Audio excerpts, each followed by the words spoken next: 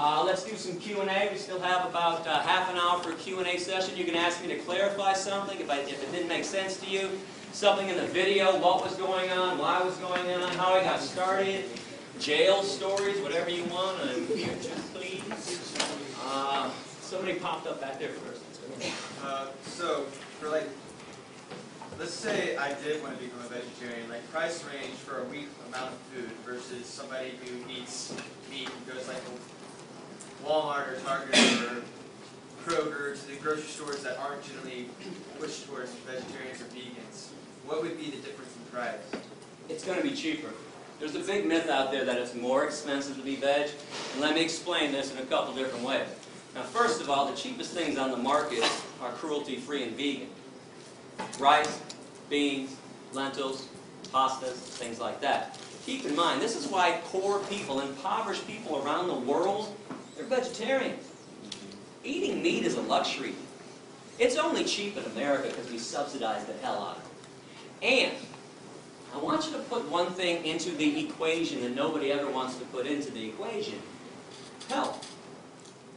Pharmaceuticals, hospital visits, doctor visits, all these pills, all the vitamins, healthcare. That stuff was not created for vegan. Those are meat-eating creations. I'm about to turn 40 in August. I have no healthcare. I take no vitamins. I see no doctor. I don't need to. I eat properly and I exercise. So if you put health into the equation, meat eating is the most expensive diet out there for sure. Also keep in mind, if you do buy processed foods, vegan or non-vegan, you always pay a little extra. If you pay Turtle Island Foods to make you a tofurkey, if you pay Lean Cuisine to make you some kind of meat dish, it's a little more pricier because somebody did it for you. So you can also, if you're really good in the kitchen, make this stuff on your own. I got a recipe section online. I also have a restaurant section and a grocery section too. So you can always look up that stuff. You can contact me, ask me, how do I make this favorite recipe of yours? I will track it down. My girlfriend too is a wonderful chef as well. So keep all those things into the equation. Let me say one more too. If you eat out, whether you eat meat or you're vegan, it's always a little more pricier too. So don't blame it on, I went to this vegan restaurant and it was pricey. Outback Steakhouse isn't so cheap either. And Longhorn Steakhouse and all these other places too. And if you eat out at restaurants, places like Subway, their veggie sub, when they're not doing their $5 special, the veggie sub is always the cheapest thing on their menu on Italian bread and it's vegan. If you go to Taco Bell, get a bean burrito without the cheese, you want to talk about dirt cheap, 99 cents. And I bring this up because students try to do this with me all the time. Gary, I understand what you're saying, but I'm broke. I'm a college student, only got $1, got to go to McDonald's. Well, you can do the same nasty shit at Taco Bell too, okay? And I say nasty shit because if you eat at McDonald's, don't tell me you're eating for taste. Yes, sir? So how do you get the same meat taste for a vegan meal without using meat? Yeah, if you use the right combinations of vegetables and spices, you'd be amazed what you can mimic. For instance, there's a lot of mock fish that's out there. I was talked about the shrimp from that company. If you go to a website called Veggie World, V-E-G-I-E, 1G, veggieworld.com, they got fake lobster, they got cod, they got salmon, any fish product you're looking for, they use seaweed. Seaweed gives it a fishy smell and a fishy taste. You've all had a good portobello mushroom at some time too. If you hook up a portobello mushroom on the grill, it tastes awfully steaky. So they use mushrooms when they want to get a beef flavor too. The woman that runs my recipe section, Amy Ball, one of the best chefs that nobody knows about. I was passing through San Francisco a few years ago, and one of my perks for traveling is that I get to eat all over the country, and I know what's vegan, what's out there, so I stopped by her house, and she says, you want a vegan hard-boiled egg here? Actually, she didn't say vegan. You want a hard-boiled egg? I said, are you kidding me? You got a vegan hard-boiled egg? What do you mean? There are no vegan hard-boiled eggs. She goes, I got one for you. She takes an avocado, slices it in half, takes half of it out. Think of an avocado. Think of a yolk that's been hard-boiled. The same texture. One's yellow, one's green. She takes the avocado, puts it on some vegan mashed potatoes that she made with hemp milk or rice milk, whatever her vegan milk of the day was, that mimicked the outside softness of the egg. She puts 2 dashes of salt on there and goes, take a bite. Holy shit. Vegan hard-boiled egg. So if you get really creative people in the kitchen, there are a lot of creative chefs out there, they can make anything taste like something else. So that's what they're doing. No chemicals. No chemicals. Yes? Some of these meat-alike foods, do they have to go to extra lengths, like add a lot of sodium or corn syrup? There's sodium in there for sure. Absolutely. And, you know, salt is something that gives things a lot of taste, so you might have to look out if you want to watch your sodium. But I don't want people to be concerned about sodium before you're concerned about animal protein, cholesterol, saturated fat, all the other things. It's kind of pointless. It's kind of like somebody smoking a cigarette in my face and going, "Hey, Gary, you should really smoke that weed." I'm like, what are you talking about? If you're doing something unhealthy, what's the point of trying to keep away something else that might be unhealthy for you? Yeah. From what I understand, the basic concept of veganism is not to exploit or harm living beings, right? Everything from, say, cows to even yeast.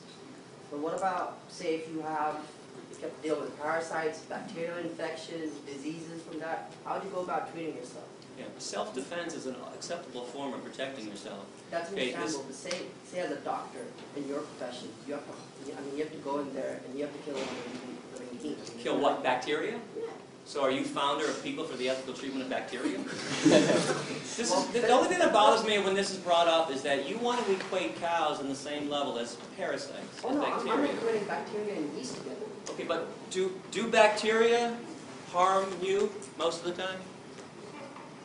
When they do, they're harmful. You have a right to defend yourself and kill something that's harming you. Now let me explain this in a different way. If you and I were walking through the woods and a bear attacked you and jumped on you, do you really think I'd be like, "Oh, too bad, I'm vegan, man"? Okay, I would beat the shit, or try to beat the shit out of the bear and get him off you. This is self-defense. You were attacked. But if some human jumped on you for no reason, I'd also protect you too. If bacteria are killing you and destroying your body, you have a right to destroy the bacteria that's trying to destroy you. Keep in mind, cows do not attack us. Chickens have never attacked a human being in history. Something else I'm kind of curious about, how come we think we're better than chickens when we kill 35 to 40 billion chickens every year on this planet? We've been doing this for thousands of years. How is the murderer more special than the murdered? How is the oppressor better than the oppressed? We got this stuff backwards. We're not better than them. We're the ones attacking them. That makes us less important. That makes us worse. That makes us evil. Yes, sir. So, say the world population is at 8 billion now, and at least most of the United States is considered meat eaters, right? So, with only a certain portion of the world being devoted to farmland or places we can grow food, it just seems to me that if most of the world went vegan, then it would. I mean, I know your quote on the 65% of the grain goes to meat products, but how would we support ourselves without meat products, I guess is what I'm trying to say, or eggs, or... Easily and wonderfully. Let me throw out some other stats. 95% of soy in America, that's animal feed. 80% of corn in America, animal feed. 70% of oats in America, that's animal feed. If we ate the stuff directly, do you know that 1 acre of land can yield 30,000 pounds of carrots, 40,000 pounds of potatoes, and 50,000 pounds of tomatoes? 1 acre of land can only give you 250 pounds of meat. Okay, we would be using less land, destroying less habitat if we just ate crops directly. Please go to the environment section on my website or go to a website called earthsave.org. Everybody gets fed. Here, let me throw this out there. Do you know the world's largest Feed the Hungry organization is called Food for Life Global? Please look them up online. When I found out about this group that solely uses vegetarian and vegan food to feed people 2 million meals per day, I found out about them about 10 years ago. I also found the second largest group on the planet doing Feed the Hungry stuff is Plenty. Plenty.org is their website. Both are vegetarian groups. Now, I sent a letter to both presidents saying, "Oh my God, this is wonderful. Finally, somebody realized you don't have to harm animals to help people." I got letters back that were almost identical. They said something like this: "It's not that we do this for ethical reasons. We don't want to argue with you. We don't want to debate you on that. We do this because it's cheaper, And we feed 20 to 30 times the amount of people when we use vegetarian food than when groups use meat. Another question, somebody up here, right there. I agree with you in the vegetables and fruit and all that stuff is really good for you, but I guess would say processed soy is bad for you because it causes the body to generate extra estrogen. Well, here's something interesting on that. If estrogen is people's concern about soy, meat and cow's milk have twice the amount of estrogen that's found in soy. But let me break this down for you. So the estrogen that's found in soy is a phytoestrogen, P-H-Y-T-O, plant-based. Phytoestrogens cause no harm to the human body whatsoever. It's animal estrogens that drive the body crazy. But I got some good news for you. If you're really concerned about eating soy, you don't want to do it, don't do it. Eating soy does not mean that you can't be vegan or not eating it. There's wheat meat, or just get down to the nuts and bolts of veganism. Go fruits and vegetables, lentils and beans, and things like that. So you don't have to make soy part of your diet. And if you want to go to my website, I hope you do. I got a brand new section about all the myths out there about soy. A lot of them are being spread by Mr. Michael Pollan, The Omnivore's Dilemma. And by the way, what the hell is the dilemma? Is being kind instead of cruel really problematic to people?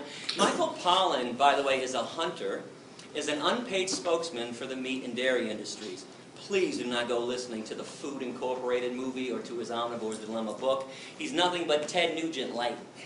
I was just wondering if you only bought products made in the U.S. because you're advocating like cruelty-free, but then what about like cruelty to other people in sweatshops? Do you only buy American? Oh yeah, nowadays you can look at the tag, and it's from Hemptown. I buy my stuff from vegan companies that pay a fair wage, and yeah, I don't do the Target stuff anymore, the Kohl's or anything like that.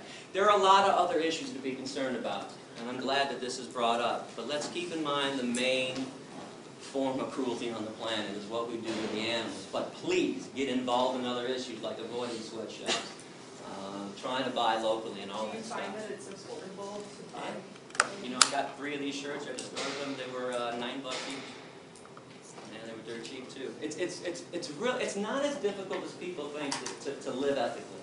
It only seems that way because we're used to the other way of not caring about where products come from, not caring about what happens to other animals and to other human beings. What countries were you kicked out of? Canada kicked me out first in 1999. This happened because in 1997 I decided I wanted to do more than just be vegan. I wanted to actually free animals who were being held captive.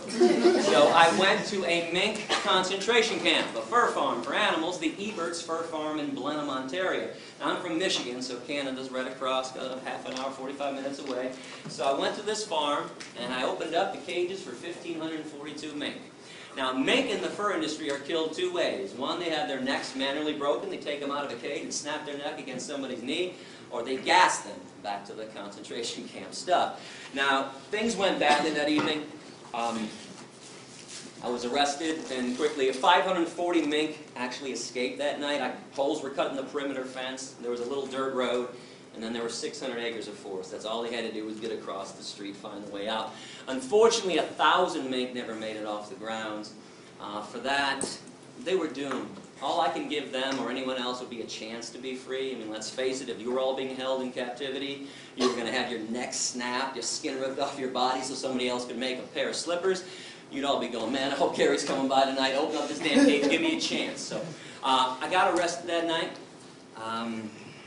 I was put in maximum security, by the way. I was given a 6-month sentence. I did 77 days before they deported me and threw me out, made me persona non grata.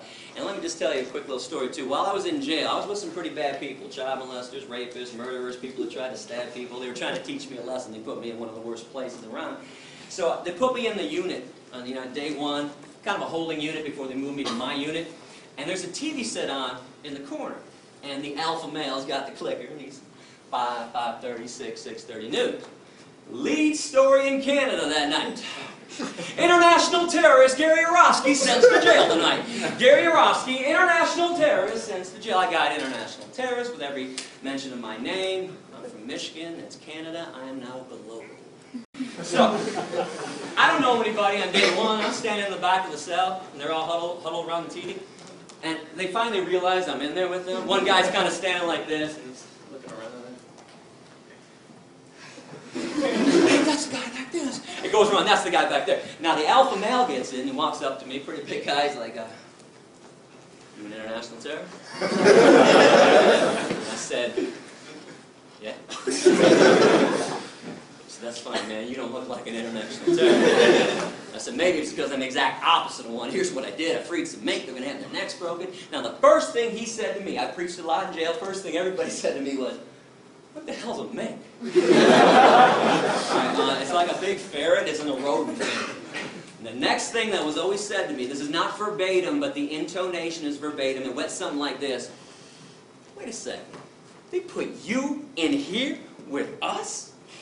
Because you freed some rats? And the emphasis was always on us. They knew they were back with us? I said, no, they put me in here with you because I also caused $2.1 million in damage to the mink farm and put the guy out of business permanently to this day, and we don't tolerate economic sabotage in our society. One more thing I want you to think about. When they first arrested me, they refused to give me bail. They thought I was going to bail out, go back to Michigan, and there's no extradition for mink liberation. So I had a 10-day bail hearing. I bring this up because I challenge anyone in this room. Find me a 10-day bail hearing for a rapist, a murderer, or a child molester. Won't do it, but the mink liberator gets 10 days. Now, on day 10, my attorney, Steve Rogan, found out that the same exact judge, Elaine Babcock, that had been denying me bail for 10 days, had just given a man from Michigan, 3 weeks earlier, $1,000 bail, second-degree criminal sexual conduct. Now, you know how judges can get when they don't want to hear something in their courtroom. Boy, she goes flush red, top of her voice. She goes, Steve, don't you dare bring that up in my courtroom. That's got nothing to do with this case, and you damn well know it. Now, I'm sitting over in the defendant's box. I can't talk to my attorney now. He's pacing, but in my head I'm going like, don't back down, don't back down, don't back down. So he's pacing and pacing. I'm like, come on, Steve. And 30 seconds later, he turns and he says, you know what, Your Honor? It's got everything to do with this case. My client tried to stop cruelty. And he wants to go to jail at this point and make a statement on behalf of the animals. You gave that guy from Michigan bail for sexually assaulting a woman, and you won't give my client bail? She looks at me for the first time in 10 days. And I was like, $10,000 bail. Now, agree or disagree with law breaking, and I hope you understand everybody that we all collectively admire. Dr. King, Gandhi, Rosa Parks, Henry David Thoreau, Jesus, we're all radical lawbreakers. Every single person on this planet that ever made substantive change was a radical lawbreaker. Even if for some reason you don't think that I should be breaking laws or that people should break laws, you can't tell me it should cost $1,000 to sexually assault a woman for bail and $10,000 to free some rats. Bottom line on this, sexually assaulting a woman doesn't affect the economy. And we just don't care about things that don't affect the root of all evil. Money. Question? A, what got you started, and B, what's the tattoo? Tattoo is me with a mask on holding a bunny rabbit, and it says Presto et Persto, which is Latin for I stand in front and I stand firm, and it says ALF, Animal Liberation Front, which is a group that goes around, there's no membership, but anybody that goes around and liberates an animal or destroys a place of torture is considered an ALF member. What got me started was my stepdad is a clown in the Shrine Circus. Takes me backstage when I'm 23, and mind you, I got my blinders on too. I could care less about animals besides the dogs that are in my life, or if a chipmunk runs by me, I'm like, hey, look at a chipmunk. Right? But I'm like everybody else. I'm eating dead animals. I could care less about cows and pigs and what they're going through. And he invites me backstage and says, you want to come see the elephants? I'm like, hell yeah, I want to see the elephants. Are you kidding me? Can I bring Wendy with me too? My girlfriend at the time. I said, yeah, bring Wendy down. So Wendy and I go backstage. We're excited. We're like playfully pushing each other like, I'm first. We get back there and we just stop dead in our tracks. When you see cruelty in front of your face, you don't need somebody to explain it to you. I knew what I was seeing was evil. 3 elephants were lined up in chains, front left foot, back right foot, each of them, chained up to the cement floor of the warehouse of the Michigan State Fairground. I looked to the left, I saw a monkey screaming and grabbing the bars of his prison. I saw 2 tigers to the right of me pacing pathetically. And I turned to Wendy, pardon my language, but I'll tell you exactly what I said. I said, what the fuck is an elephant doing on 8 Mile and Woodward Avenue in Detroit in the first place? She said, I don't know. And we walked up face to face with these elephants. And if you pay attention to energy, and please don't think this is weird. We do this all the time, like with babies, with infants. They don't talk and communicate. But a baby starts crying. You thirsty? Oh, you're hungry? You need to be changed. You figure it out. Look at their eyes. Look at their movement. These elephants were swaying like this neurotically. Now, I'm no elephant expert, but I know that's not elephant behavior. I later found out that's a neurotic behavior every elephant gets in every circus because they're kept in chain. In the wild, elephants walk 20 to 50 miles a day. I looked into their eyes. I saw nothing but hopelessness and fear. And I knew something was wrong. So that got me thinking, where did my food come from? Where did my shoes come from? What really goes on in an animal research lab? So that's when I started investigating. I mentioned this earlier. I started going into the Thornapple Valley Pig Slaughterhouse. I started going into animal research labs. And I fought it at first, like everybody does, like most people do. I didn't want to stop eating the animals. What else am I going to eat? Salads all day long? I mean, it's really like, there's a myth out there that all vegans live off of is iceberg lettuce and tomatoes. Okay, that's not true. But that's what I thought too. So anyways, the more I thought about it, the more I realized I was a hypocrite. And here's a paradox I want you to think about. Why do we call some animals pets and others dinner? Why do we fight for the rights of certain animals to be happy and loved and safe? Dogs and cats in America. But others, hey, slice their beaks off. Those damn hens, slice them off, fully conscious. Those pigs, those piglets, rip their testicles out. Screw them. There's a major hypocrisy going on. You can see the choice that I made. All I can ask you to do is put your head on your pillow every night knowing that you are not responsible for premeditated acts of cruelty. Again, the world is tough enough for us, and especially for the animals. Do we have to make it worse by eating them? There is no need in this day and age to be consuming any animal product whatsoever. It's time to let it go. So I noticed when I came in here that you were not a member of PETA. Why was that? Full disclosure, 2002 to 2005 in November, PETA funded my tour. I was never a PETA employee. I took money from them as a sponsor, independent contractor. I take money from anybody to do good things with it. I don't think it's wrong to take evil money and do good things with it. Now, PETA pulled their funding from me in November '05 because they told me that education isn't important. Really? It's the only thing that ever made the world a better place, was teaching somebody else about why they shouldn't discriminate and harm somebody else. But bottom line with PETA, the corporation that is PETA, with their corporate headquarters in Norfolk, Virginia, I'm a money taker and not a money maker. I told you during the speech, and I meant it, I have never once charged a school for a lecture.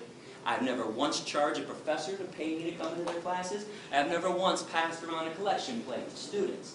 I do not believe you should have to pay to learn about the truth. Now, PETA, it cost me about $64 grand a year to do this tour. 35 to 40 is to travel, hotels, rental cars, food, gas. It's not cheap to live on the road 7.5 months a year. I take the rest so I can just live and pay my own bills, which is meager. It's a meager salary that I get for doing this. But in the end, the accountants came into PETA's headquarters, Ingrid Newkirk's offices. She's the founder and president of PETA, and said, you know, we've given Gary 64 grand for 3 years. That's $192,000. We also gave him $20,000 to put his speeches on DVD that he gave out for free to the students when he was supposed to charge them $10.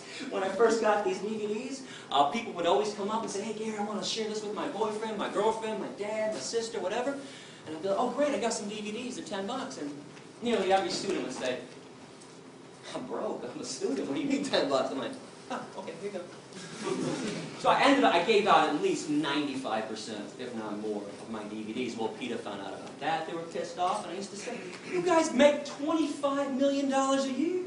You can't give out a couple thousand DVDs to people that are actually now begging to learn more about animal rights and veganism. So that, obviously ended our relationship when they pulled their funding from me. But something else, I always condemned PETA when I first started, while I took their money, and now that I don't take their money, I still condemn them. They exploit women. Their tactics are so ridiculous. They're always looking for a naked woman.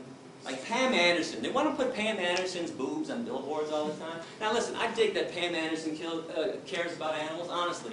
But her boobs don't make anybody go vegan. Now when I used to bring this up with Ingrid, she used to say, do you know how many people see those billboards than see your speech? I'm like, oh, it's not even close. Millions more. Are you telling me guys are walking through Times Square, New York City, there's Pam on a billboard, and they're going, holy shit, look at those tits. Let's get some tofu. There's no connection. No, listen, I understand why sex is used, why women are exploited to sell products. I don't like it. But if you tell guys, spray this on, and 12 women are going to tackle you in the hallway and have sex with you, boy, guys, or I'll give me some Axe, spray it all over me. You tell a guy, you're going to get laid if you buy a Harley. Boy, guys want to go get a Harley. But you show Pam Anderson's boobs, nothing. In, out. Doesn't do anything. And there's a lot more horrible things going on in PETA. I actually have an essay on my website. If you click on other animal rights issues, I have an essay entitled, What's Wrong with PETA? And What's Wrong with the Humane Society of the U.S., which is nothing but an animal welfare group that doesn't want to see the free animals at all. You mentioned the pet thing earlier. How do you feel about if you have pets that are carnivores and feeding them meat? Bad idea. Now, let me preface this. I do not challenge anybody's love for their dog or cat. If you're a sane person, sane people who have dogs and cats treat them like family members, unlike Michael Vick. But you brought up a major problem with them. Now, number one is they're carnivores. Now, this means we have to enslave and kill more cows, pigs, chickens, turkeys, and fish to feed the dogs and cats that we like more than the cows and the pigs. Now, hear me on this. I don't care what carnivores do on their own in the wild. Could care. I got the Planet Life series, Planet Earth series. I watched the National Geographic. I can watch a lion tear up a zebra to pieces. Doesn't bother me. But we have no business killing on their behalf. And I'll explain this in a simple way. Who's got a cat? Somebody's got to have a cat in front of somebody? Did you ever go outside and kill birds for your cat? No, it brings some back. Thank you. Cat does it on his own. Nobody kills a bird for their cat. But you pay people at the slaughterhouse to kill birds for science diet, ions, and all the other pet food. Just like we pay people to kill chickens and pigs for us, because most people can't shove a knife into somebody else's throat. So, bad idea to have carnivorous pets. Now, good news, in this day and age, there's vegan dog food and cat food. Now, with this being said, I am not here to turn your dogs and cats into vegan. I did not get kicked out of 5 countries. By the way, the other 4 countries somebody had were England, Northern Ireland, Wales, and Scotland. Even though I never set foot on their land ever, they preemptively threw me out because they didn't like my essays. But I did not get arrested 13 times to turn your dogs and cats into vegans. But if you knew what was in dog food and cat food, let me mention the other problem with having dogs and cats: we overbreed them. Every year we murder 5 to 10 million dogs and cats in our shelters every year. These are now slaughterhouses. So there needs to be a moratorium, too, until every cage is empty. But those 5 to 10 million dogs and cats in shelters that we kill every year, raise your hand if you think they end up in a landfill. Wrong. Once a week, the rendering truck comes around, picks them all up and grinds them up and sells them to Science Diet, Alpo, and Iams, and all the pet food companies. So we're making our dogs and cats cannibals, and they don't even eat real meat that they would normally eat. I never talked about chemicals in all the animals that people eat. This is for you, too. This is just a whole nother issue on the side that I'm more focused about ethics and stuff. Okay, but they eat chemically laced meat. They eat what's left on the slaughterhouse floor, things that we don't eat. Every time there's a meat recall or a spinach recall for E. coli, you don't think that stuff ends up in landfills, do you? Science Diet, Alpo, and Iams. So this is why the vegan food is better for them. Now I want to show you something real quick. Actually, I knew this was going to happen this summer. I have never shown this before, but My dog Rex passed away in 2004. He was 15 years old. And Rex was a vegan for the last 9 years of his life. Nature's Recipe vegan dog food formula. Don't tell me Rex doesn't look wonderful, because he does. Because when I traveled with him, and he came with me a lot on the road, I took him to vets when I had to. Every vet freaked out and said, "Oh my God, you can't make your dog a vegan, Gary, because you're vegan, he's a carnivore." I'm like, "Go ahead, do some blood work on him." They'd all do blood work, call me 3 or 4 days later and say, "Mr. Yurofsky, all the vets from the back room right now, we are astonished. Your dog is in the most amazing health we've ever seen." I said, "Yeah, that's because my dog doesn't eat garbage." And when I say the garbage too, when I was at Thornapple Valley for 6 weeks, every day I saw a truck pull into the lot.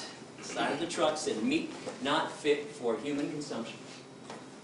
I watched the truck go into the alleyway every day, took 3 garbage bins and dumped them out.